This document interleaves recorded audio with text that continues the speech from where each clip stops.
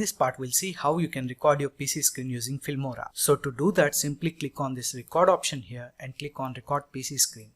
So once you click on that, a small window will pop up here. So in this, first you can select the screen size that you want. Either you can customly adjust it or else you can make it full screen. You can even give the values here. After that, you can select the speaker volume here, which one to pick up, as well as you can select your microphone, and after that you can click on record. But wait, you can change other settings as well. So you can just simply click on these settings and you can change where the video file should be saved and what frame rate it should be, the quality of it. If you want to, for example, stop this recording after a certain time, you can even check mark this and adjust the timings here.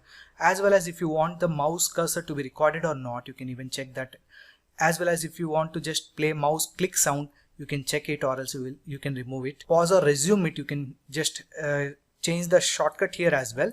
So currently it's spacebar, and if you press F9 it stops or starts the recording.